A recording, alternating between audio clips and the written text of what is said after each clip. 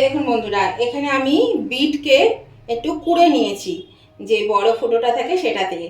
আমি আপনাদেরকে আর সেটা দেখালাম না। তো আজকে আমি বিটের একটা রেসিপি করে আপনাদেরকে দেখাবো। খুব সহজ আর খুব খেতেও টেস্টি হয়। খুব সহজেই কিন্তু এটা বানানো যায়, আর একদম কম উপকরণে এটা হয়ে যায়।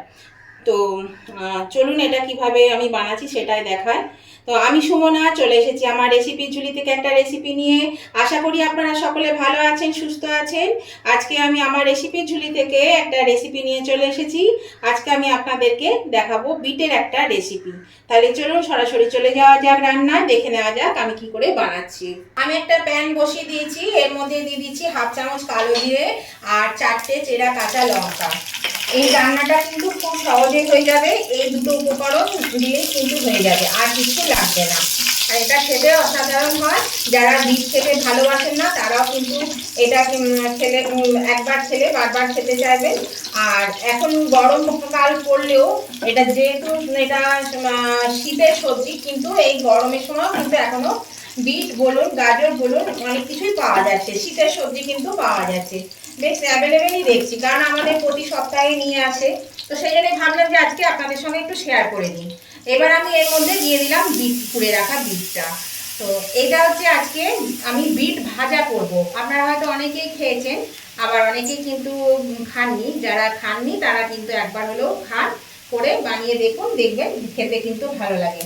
তো আমিও আগে কোনোদিন খাইনি, আমিও এর মধ্যে বেশ কয়েকবার খেলাম।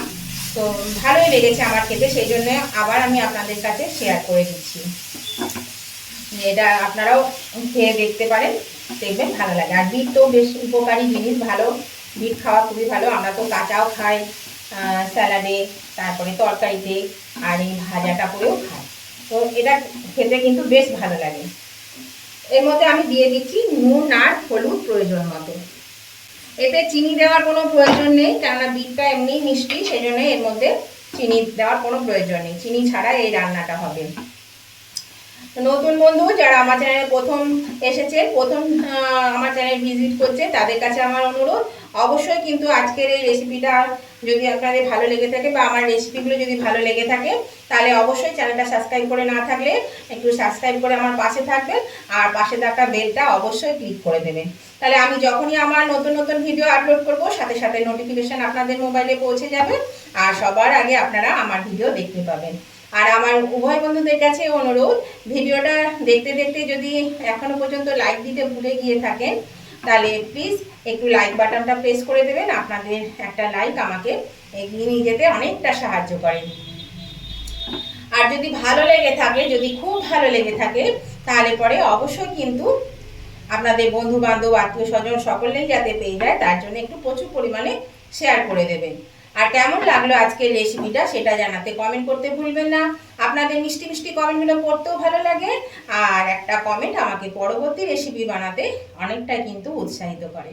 তাহলে অবশ্যই কিন্তু লাইক শেয়ার কমেন্ট করতে উভয় বন্ধুরাই কিন্তু ভুলে যাবেন না। প্লিজ একটু লাইক শেয়ার কমেন্ট করে দেবেন। তাহলে দেখুন আমি নুন হলুদ দিয়ে এটা ভালো করে একটু নাড়াচাড়া করে নিলাম, দিয়ে এটা আমি ঢাকা দিয়ে দেবো। এটা কিন্তু ঢাকা দিয়ে দিয়ে ভাজতে হবে। এটা শুধু বিট তো জানেনই একদম গলে যায় না, সেদ্ধ হয় কিন্তু একটা কচকচে ভাব থাকে। তো এটাও সেই ঠিক তাই হবে। এটাকেও আমি এবার ঢাকা দিয়ে দেব। ঢাকা দিয়ে দিয়ে ভেজে ভেজে আমি এটা দেখবো যে কতক্ষণ, যতক্ষণ না একটু নরম হয়েছে, সেদ্ধ হয়েছে, ততক্ষণ পর্যন্ত এটা ঢাকা দিয়ে দিয়ে ভেজে নিতে হবে। তাহলে চলুন আমি এটা ঢাকা দিয়ে দিচ্ছি। এরকম বন্ধুরা ঢাকাটা খুলে দিলাম। দেখুন এটা ভেজে ভাজার পরে কতটুকু হয়ে গেছে দেখুন। তার মানে এটা সেদ্ধ হয়ে গেছে, বুঝতে পারছেন তো কতটা নরম হয়ে গেছে। এই দেখুন একদম নরম হয়ে গেছে, যে দানা দানা ছিল সেটা কিন্তু নেই। এটা কিন্তু বেশ সুন্দর ভাজা হয়ে গেছে।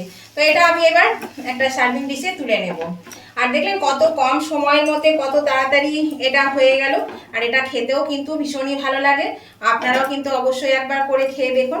এখনও আপনারা বিট পাবেন, এই সময় একবার করে খেয়ে দেখতে পারেন। তাহলে চলুন আমি এটা তুলে নিই। এই দেখুন বন্ধুরা, বিট ভাজা হয়ে গেছে, আমি নামিয়ে নিয়েছি। দেখুন কি সুন্দর দেখতে লাগছে, আর খেতেও কিন্তু খুব ভালো লাগে। আপনারাও কিন্তু গরম ভাতের সঙ্গে এই বিট ভাজা খেয়ে দেখবেন।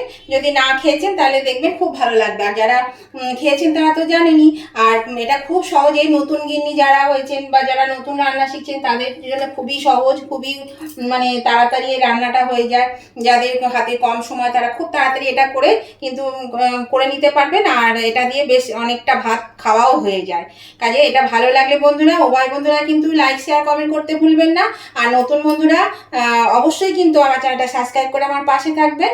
তাহলে আজকের মতন আমি ভিডিওটা এখানে শেষ করছি। আবার আমি নতুন ধরনের নতুন কোনো ভিডিও নিয়ে চলে আসবো। ততদিন আপনারা ভালো থাকবেন, সুস্থ থাকবেন। Tata, bye bye.